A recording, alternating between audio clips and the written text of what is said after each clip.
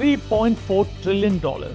That is a combined value of 500 Indian companies. That is bigger than the entire economy of Canada and bigger than Indonesia and Spain put together. One country, 500 companies. And here is the thing most people miss.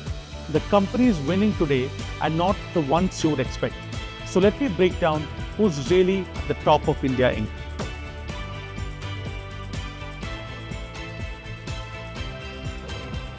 So what am I actually showing you?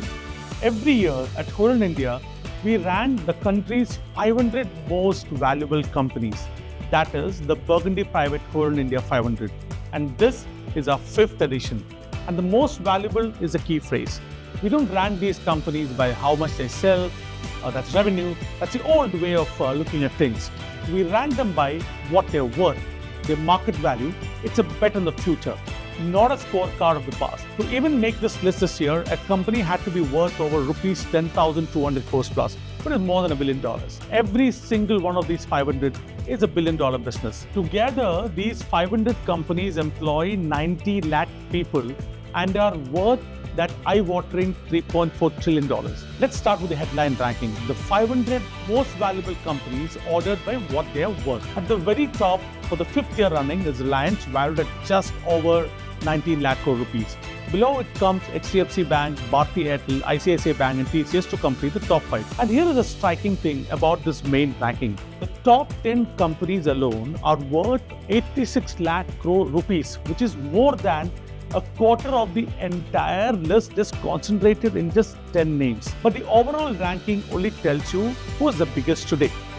The more interesting question is who is growing. So we built a separate table ranking companies by how much value they added over the last 5 years. On the list of biggest value creators, one name blows the rest away. Bharti Airtel, which added rupees 7.6 lakh crore on its own. ICICI Bank, NSE and L&T each added between 2 and 3 lakh crore rupees. These are some of the real engines of India Inc. Now that table measures value added in rupees, which naturally favors the giants. So we made another one. This time, ranking companies by percentage growth, which is where some of the smaller players shine.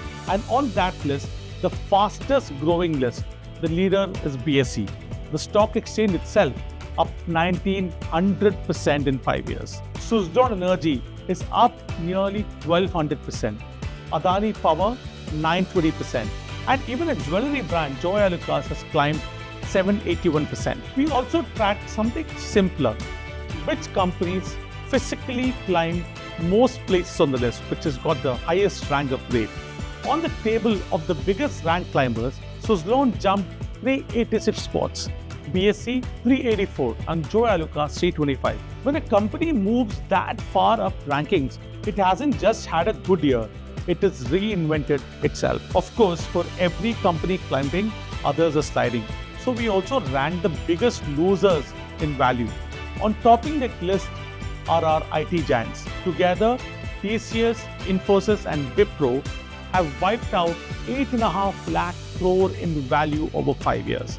The very companies that built India's reputation in technology are now under the most pressure. Here is a table I always found surprising, and this year's research specifically. The most valuable companies that aren't even listed in the stock market.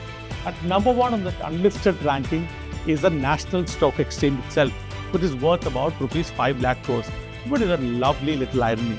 Behind it sit the Serum Institute, the vaccine giant from Pune, and Adani Properties, enormous businesses hiding in plain sight. Then there is a part I find most exciting, the brand new kind of companies entering the list for the first time. In AI, Sarvam AI, India's first homegrown LLM company, made the list at just 2 years old. In space tech, a rocket company, Skyroot Aerospace entered for the first time. In energy transition, we now have 20 companies on the list worth over rupees 3.4 lakh crores.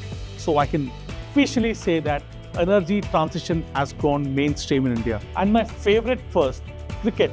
5 IPL teams, Chennai, Kolkata, Bangalore, Rajasthan and Punjab made the list, worth more than rupees 71,000 crores between them. For the first time ever, the boardroom and the Boundary Row are on the same ranking. We also grouped the list by business house to say which family contributed most number of companies in the list or most amount of value. On that table, Tata Group wears a crown with 14 companies worth nearly rupees 25 lakh crores.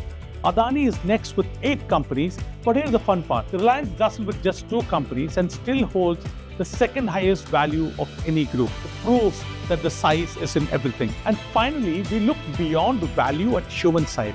Who actually employs India? On the list of largest employers, ACS leads with over 6 lakh employees. And when we rank companies by women in their workforce, ACS again tops it with more than 2 lakh women employees, followed by Infosys and Reliance. Across all 500 companies, that is 8.9 million people going to work every day. The room slowly is changing. So let's step back from all of it and try to understand what the story is behind this data. For me, it is 3 things. 1, the old guard is being challenged. The IT titans are sliding while the banks, energy transition and infrastructure are surging. 2, value is coming from completely new kinds of companies. A 2-year-old AI firm, a rocket startup, a cricket team, none of these were on anyone's list 5 years ago. And 3, the big one, it is spreading out. We've got a snack maker from Nagpur, a jewelry house from Kerala, a drone maker from Hyderabad. The list now stretches across 50 cities and 18 states. This stopped being a Mumbai and Bangalore story a long time ago. And when wealth creation and value creation spread that wide, from old family names to founders who started just 2 years ago, from the metros to the small towns, that is not a market cycle. That is the actual shape of the economy changing right in front of us. And that's really why we make this list. Not just to rank companies, but to catch the change while it's happening. India's private sector isn't emerging anymore. It has arrived. The rest of the world is just catching up. And honestly, I've only scratched the surface. There is so much more in the full report. If you want to go down the rabbit hole, head to the Hurun India website and grab a subscription of Burgundy Private Hurun India 500. That is the India 500. See you in the next one.